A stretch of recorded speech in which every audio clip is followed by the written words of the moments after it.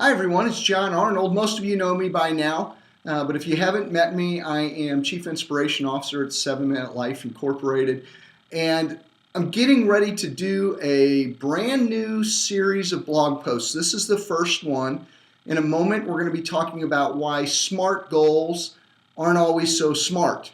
Before we get into that, though, I want to say a word about the series that this is going to be a part of. Last week, early on in the week, I sent an email out to 7 Minute Life development team, and it was kind of a moment of personal privilege, and I was telling them that I was pretty pumped up because I had just uploaded a second edition of a book that I had written and released, back in September 2012. And one of my first quarter goals for this year, for 2014, was to revise and expand that, re-release it, and that's part of, that kind of goes hand in hand with several other goals that I have going on to revitalize my personal blog, thepracticaldisciple.com.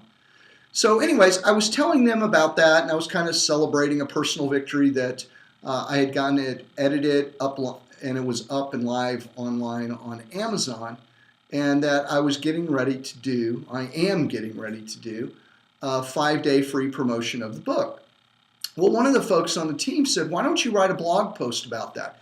So I sat down and I started brainstorming through ideas, and before you know it, I had an absolute page filled with ideas. In fact, hold on a second, let me show you it.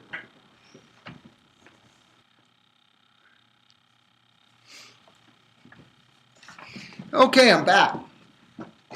So, here's the initial mind map I made of all the blog post ideas that came to me during a 25-minute period. And yeah, that's actually how I think. I think in messy, ugly mind maps like that. It works great for me. Not sure it works for everybody. But what I realized as I was looking at this is that there's a whole treasure trove of productivity hacks, ideas, tips here to mine, and a lot of them aren't in the books and materials that we've put out there yet. So these are things that I do every day. So here's the idea we hit upon. I'm going to do a whole series of blog posts. They're going to be kind of rough like this, just me sitting at my computer conversationally with you, sharing what's going on. But this is what I've dubbed the over-the-shoulder series, because I'm going to actually show you how I took one of my goals, how I set that goal, and how I applied 7 Minute Life principles and tips to it, plus some extra stuff. And I just can't help but believe it's not going to be so much more helpful for you to look at this through the lens of somebody actually doing it hands-on. And we're not talking about hypothetical goals or moments in the office, but you're actually getting to see someone live out one of their goals. So anyways, that's what's happening, and I can't wait to see what's going to go on. Now, I do want to talk about why SMART goals aren't so smart all the time. And we'll get into the window of that conversation by looking at the goal that you're going to watch me try to pull off here as I'm nearing the end of the completion of this goal. My goal was this. My goal is I have an invaluable book on prayer that over 10,000 people downloaded from Amazon in 5 days. So that's my goal. That's what I'm going for here. And you're actually going to see me either, win or lose or draw on this thing in the course of it, because of course I don't know if I'm going to get 10,000 downloads or not. But that's what I'm diving into. And I said that I wanted to use that goal as a window into the conversation why SMART goals aren't always so smart.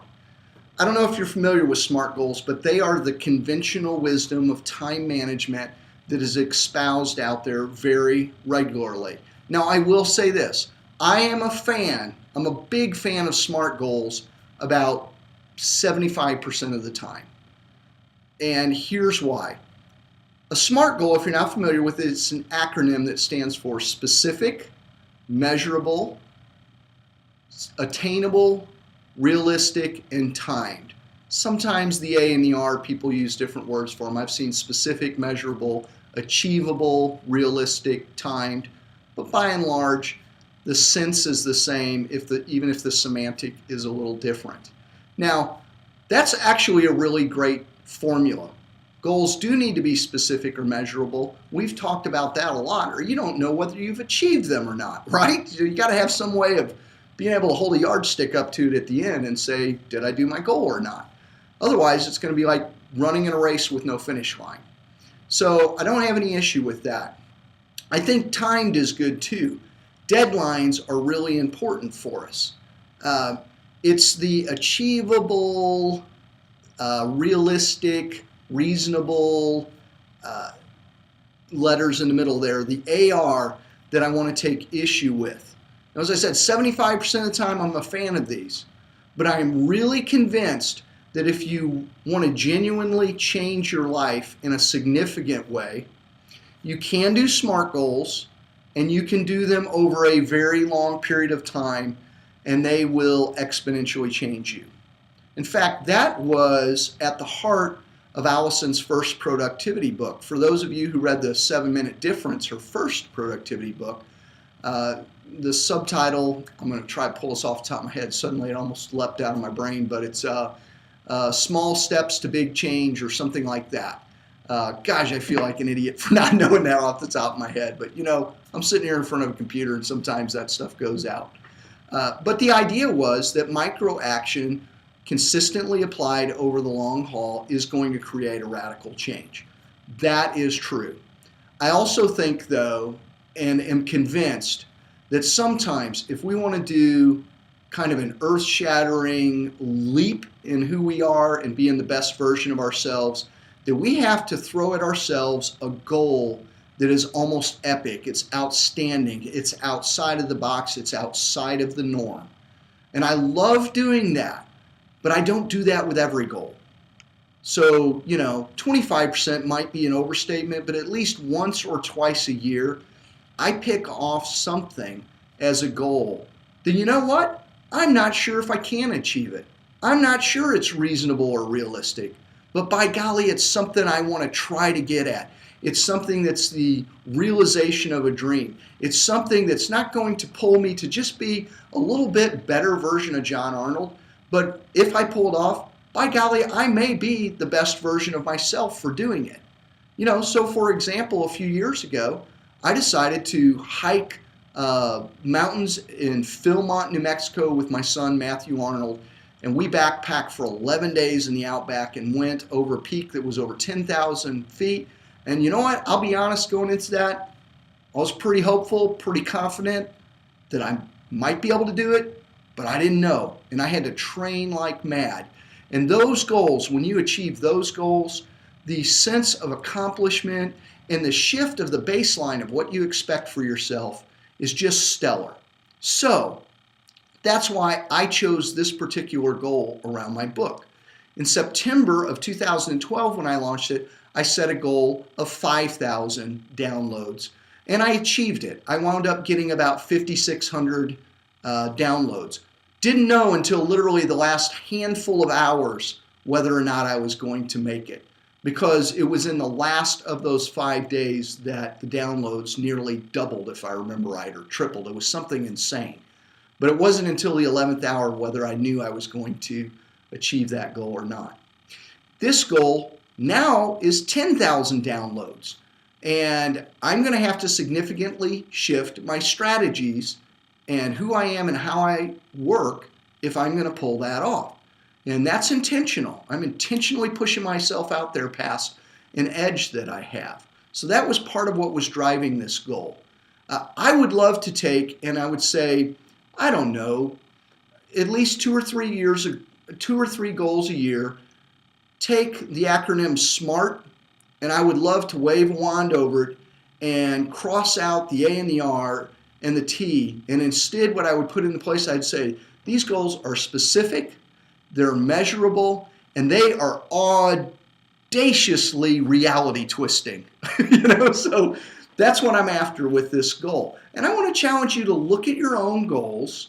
And you know what? If 90% of them are SMART goals, that's really a good thing. I don't want you to think I'm bashing that. That should be your norm and your baseline. But by golly, somewhere within that, I want to challenge you to take one SMART goal and turn it into something that is huge, that really challenges you, that you look at it and go, whoo, okay, I don't know if I can do that or not, but I'm going to go for it, and I'm going to go for it with everything I have. So that's my tip for today. What we're going to delve into, there's a few things. I'll just give you a little sneak peek ahead. I want you to look at the planning process that I used, how I used checklist, very important piece of my productivity, how I used swipe files. If you're not familiar with swipe files, we're going to go into that. I'm also going to take what marketers and online marketers and product development people call minimal viable product. I'm going to take the concept of minimal viable product, and I want to show you how to apply that to productivity practices so that you can identify what is the minimum expression of achieving your goal, what is the ideal expression of it, and then what are the optimizations that have to happen in between those steps. And there's a whole lot of learning in that. And we've never gone over some of this material anyplace else. So please stay tuned for future blogs.